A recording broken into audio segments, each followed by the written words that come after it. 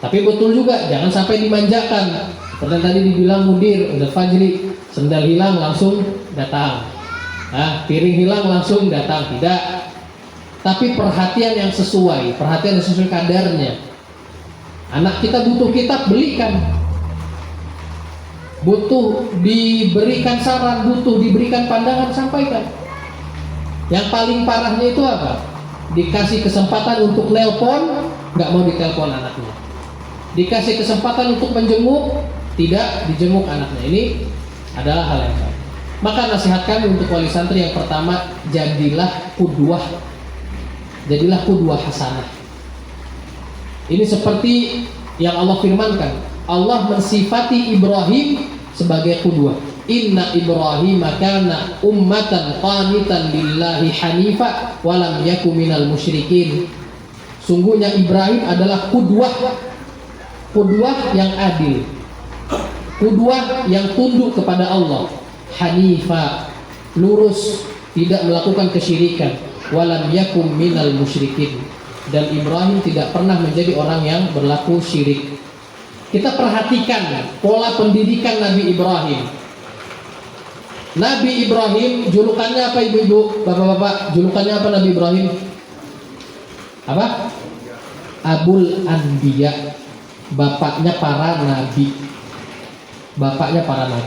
Kenapa beliau menjadi bapaknya para nabi, berhasil menjadi bapaknya para nabi? Ya ini, jadi qudwah hasanah. Dan para ulama, diantaranya Syekh Abdurrahman As-Sa'di menyebutkan pendidikan dengan contoh itu lebih berbekas daripada pendidikan dengan mulut, daripada pendidikan dengan banyak omong.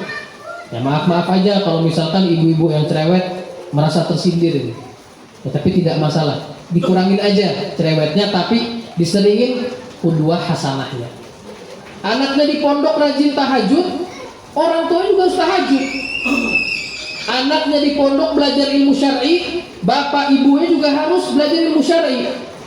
Anaknya di pondok baca Quran, hafal Quran, orang tuanya harus. Aduh, kita udah tua, Ustaz, bukan alasan.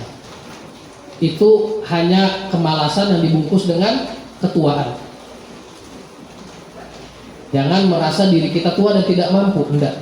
Walaqad yassarnal Qur'ana lidzikri fahal min muddakir, kata Allah. Kami telah jadikan Quran ini mudah. Kami dulu Imam Al-Kisai, ya. Imam Al-Kisai ini adalah imam nahwu dan juga sekaligus imam qiraat. Jadi beliau menguasai ilmu Quran dan ilmu bahasa. Imam Al-Kisai. Imam Al-Kisai ini baru belajar umur berapa? Coba tebak, bapak-bapak, ibu-ibu. Baru belajar umur berapa kira-kira Imam Al-Kisai? Berapa, Pak? Oke. Ada lagi mungkin yang mau jawab? Imam Al-Kisai baru belajar itu umur 40 tahun. 40 tahun. Ada di sini mungkin kita yang di bawah 40 tahun tapi loyo. Beliau banyak ya. Imam Al-Kisai rahimahullahu ta'ala baru belajar umur 40. Tapi dengan ketuaannya beliau itu bukan menjadi alasan untuk tidak belajar. Belajar bahkan menjadi imam besar di dua ilmu Quran dan ilmu nahwu. Ini harus semangat. Aduh, kita udah tua, Ustaz, kita udah sibuk kerja, itu tidak jadi alasan. Kemudian yang kedua, kita harus ingat, bapak-bapak, ibu-ibu, anak-anak kita ini sudah resmi insya Allah menjadi pewaris para nabi, pewaris para rasul. Jadi yang kita siapkan ini adalah pewarisnya para rasul. Kita sudah lihat bagaimana nas, bagaimana dalil Al-Quran dan hadis memuliakan para penuntut ilmu. Allah dan Rasul saja memuliakan para penuntut ilmu, masa kita yang orang tuanya nggak mau memuliakan anak-anak kita? Maka anak harapkan ketika penelponan itu yang ditanya duluan, jangan uang habis nggak nak? Jajannya habis nggak? Mau dikirim makanan apa? Jangan. Yang ditanya dapat faedah apa? Itu yang ditanya. Dapat ilmu apa? Tanyakan masalah-masalah syariah. Agar apa? Anak merasa terpecut. Anak merasa dia dibutuhkan sama keluarganya. Ini yang harus dilakukan. Begitu juga para salaf, para ulama. Al-Imam Ahmad bin Hanbal setiap selesai mengajar, setiap selesai belajar, pasti orang tuanya tanya, dapat apa di majelis? Sekali lagi kita katakan, jangan kira para ulama tumbuh dari dirinya sendiri, tidak. Para ulama tumbuh dari keluarga yang saleh dan keluarga yang mau terus menuntut ilmu. Kita nggak usah jauh-jauh. Kita contoh ustadz kita, gurunya para asatidzah rahimahullah, Ustadz Yazid rahimahullah ta'ala. Ustadz Yazid rahimahullah ta'ala memiliki 11 anak, 4 diantaranya laki-laki dan keempatnya menjadi orang alim. Anak pertama beliau Ustadz Fathi Jawas, sekarang menggantikan beliau di Masjid Nur Tauhid ya namanya ya, mengajar sekarang. Kemudian anak beliau kedua Ustadz Abdurrahman Jawas, sekarang S2 di Madinah, senior kami. Sekarang sedang menulis tesis tentang biografi dakwahnya Ustadz Yazid. Yang ketiga, dan juga Ustadz Abdurrahman Jawas ini menang lomba hadis 500 hadis Umdatul Ahkam se-Asia Pasifik. Dan juga anak-anak beliau yang lain sedang sibuk menuntut ilmu. Ini menunjukkan bagaimana peran orang tua dalam mendidik anak. Mereka adalah pewaris para nabi. Insya Allah anak-anak kita akan membawa panjinya Rasul Sallallahu Alaihi Wasallam. Kemudian nasihat kami yang terakhir untuk para wali santri, tanamkan kepada anak-anak kita ilmu ini menumbuhkan rasa takut. Ilmu harus diamalkan, ilmu harus disebarkan. Bukan bukan untuk lomba-lomba banyak-banyakan hafalan, bukan untuk siapa yang ranking, siapa yang nggak ranking, bukan. Nggak pernah dahulu para ulama menyebutkan hafalan aku sebanyak ini, si fulan sebanyak ini, enggak. Tapi para ulama memuji ulama lainnya dengan pujian apa? Fulan ahli tahajud, fulan ahli memurojaah ilmu itu. Menjaga kualitas bukan kuantitas. Maka yang harus ditanamkan adalah tumbuhkan rasa takut, amalkan dan sebarkan ilmu. Makanya kata Imam Ahmad, al-ilmu aslul ilmi khasyatullah. Sumber pokok dari ilmu itu rasa takut kepada Allah. Rasa takut kepada Allah. Jangan sampai anak kita masukkan ke pondok malah berani bermaksiat terang-terangan, malah berani meninggalkan sunnah-sunnah Nabi SAW karena tidak kita tanamkan rasa takut ini. Yang paling parah zaman sekarang, masukkan pondok, anaknya dimasukin pondok, bilangin, tuh lihat tuh nak, ustadz itu punya mobil ini, lihat tuh nak, ustadz itu sekarang terkenal, ini musibah. Tujuan belajar agama itu bukan jadi ustadz, nggak ada di dalil belajarlah agama agar kalian menjadi ustadz, tidak. Tapi apa kata Allah? Qu anfusakum wa ahlikum nar. Jaga diri kalian dan keluarga kalian dari neraka. Kata Allah, bukan jadi ustadz. Ini niat yang salah. Jadi ustadz atau jadi pendakwah itu bonus, dan nggak semuanya mendapat kesempatan yang sama. Itu taufik dari Allah. Tapi belajar tujuan untuk menumbuhkan rasa takut. Ini yang harus kita tanamkan kepada anak-anak kita. Bukan ditanamkan menjadi ustadz yang terkenal, bukan ditanamkan menjadi orang kaya dengan ilmunya, tidak.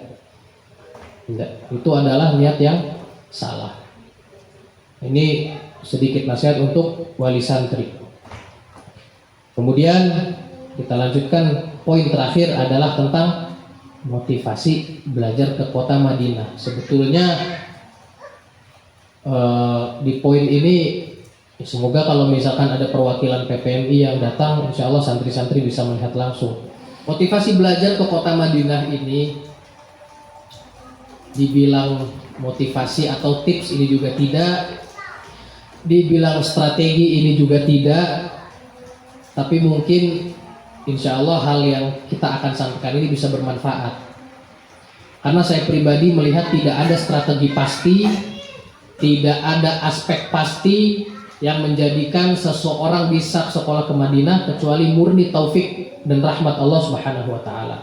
Bukan karena nilai, bukan karena usaha dari makhluk yang lemah, bukan karena orang dalam, bukan. Tetapi siapa yang Allah berikan taufik, siapa yang Allah berikan kepantasan. Maka saya coba bagi dua aspek.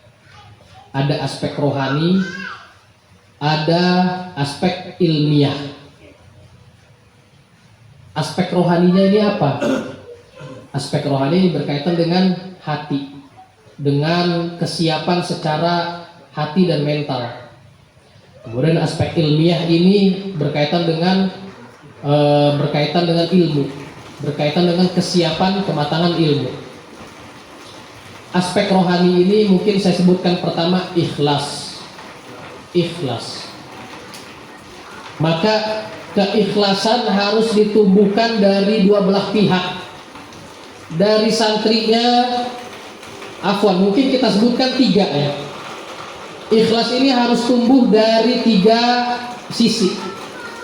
Dari sisi santrinya, dari sisi orang tuanya, dan dari sisi guru-gurunya. Tiga. Masuk Madinah bukan biar jadi ustadz terkenal. Demi Allah saya katakan ya, sekolah di Madinah itu enak dan gak enak. Enak dan gak enak. Mungkin kalau kita lihat di Instagram atau TikTok, oh kamar standar hotel, oh makan gratis, atau misalkan dekat dengan Masjid Nabawi. Gak pernah ngerasain kan antri bis di bawah paparan panas 48 derajat. Itu gak diceritakan di medsos. Itu saya bilang sekolah di Madinah itu enak dan gak enak. Gak pernah kan kita merasakan misalkan la qadarullah dapat teman kamar dari negara lain yang tidak bisa saling memahami. Itu banyak terjadi. Jadi makanya ikhlas. Belajar ke Madinah itu bukan karena fasilitasnya fasilitas hotel, bukan karena dapat mukafaah, bukan. Itu sumber ilmu. Madinah yang harus kita tanamkan di hati, sekolah ke Madinah itu ikhlas, itu sumber ilmu dan sumber keimanan. Itu yang harus kita tanamkan. Ya, jadi jujur saya katakan, jangan terlalu banyak nonton mahasiswa-mahasiswa Madinah yang jadi influencer, jadi selebgram, sibuk ngevlog. Enggak. Ini bahaya, ini fitnah. Saya katakan tadi, yang jelek-jeleknya nggak diceritain. AC lagi musim panas mati, itu nggak diceritakan. Ya, itu nggak diceritakan. Belum pernah kan rebutan berangkat kita kan ada muasalah ya, atau transportasi gratis ke Masjid Nabawi, itu kita rebutan. Itu orang tidak cerita. Makanya kita katakan ikhlas. Kalau ikhlas niatnya, insya Allah ilmunya dapat. Dia tidak akan melihat fasilitas, yang dia lihat adalah fasilitas agama dan fasilitas ilmiahnya. Itu yang pertama. Aspek rohani yang kedua, keyakinan. Keyakinan dari tiga pihak. Pihak santri, orang tua, dan ustadznya, guru-gurunya. Yakin bisa keterima di sana. Karena ada beberapa yang meragukan kemampuan anaknya. Ini banyak terjadi. Aduh, anak saya bisa mandiri nggak ya Ustadz? Aduh, anak saya bisa belajar nggak ya? Bisa nggak Ustadz? Jangan ragu. Ana, kata Allah Subhanahu Wa Taala di dalam hadits qudsi, ana inda dhanni abdi bi. Aku sesuai prasangka hambaku, kata Allah. Orang tua jangan remehkan anaknya. Jangan remehkan anaknya. Harus yakin. Atau misalkan ragu, kalau dia keterima di Madinah, nanti lulus kerjanya apa? Subhanallah. Masa jadi ustadz doang? Subhanallah. Masa jadi ustadz pondok? Subhanallah. Ini adalah musibah. Ini adalah musibah. Jadi harus yakin kepada Allah. Kemudian aspek rohani yang ketiga, perkuat doa.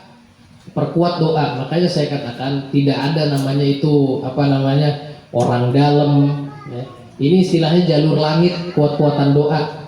Perkuat doa dari tiga belah pihak lagi, dari ustadz-ustadznya, dari santrinya, dari orang tuanya. Kami nasihatkan kepada para santri untuk berdoa terus, ya.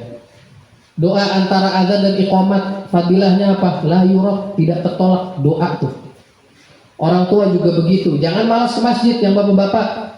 Jangan malas ke masjid. Cari keutamaan di masjid. Doakan anaknya agar sukses dunia akhirat, bisa sekolah ke Madinah. Yang ibu-ibu juga seperti itu. Setelah sholat, jangan langsung lipat sajadah. Zikir, doa, angkat tangannya. Itu adalah yang ketiga. Yang keempat, bertawasul dengan amal-amal soleh. Ya, bertawasul dengan amal-amal soleh. Tawasul itu kan yang syar'i ada tiga, dengan amalan, dengan nama-nama Allah, dengan amalan soleh, dan juga dengan doa orang yang soleh. Maka lakukan ini. Yang santri minta doanya ke orang tua, minta doa dan ridho ke guru-gurunya. Jangan bikin orang tua sakit hati, jangan bikin guru-gurunya sakit hati, jangan bikin keduanya sakit hati. Guru itu juga orang tua kita. Ustadz-ustadz kita itu orang tua kita, orang tua rohaninya kita. Adapun orang tua yang hakiki adalah ibu bapak kita. Bikin mereka ridho, jangan bikin mereka murka.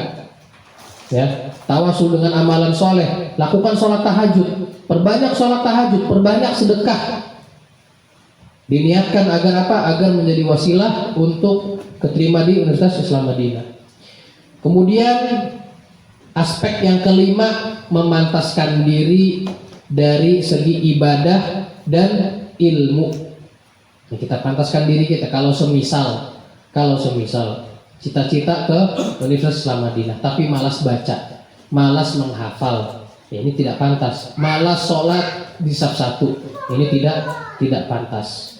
Walau kita nggak sama dengan kualitas para sahabat, kita nggak sama dengan kualitas para salaf, setidaknya kita sudah berusaha. Ini adalah 5 aspek.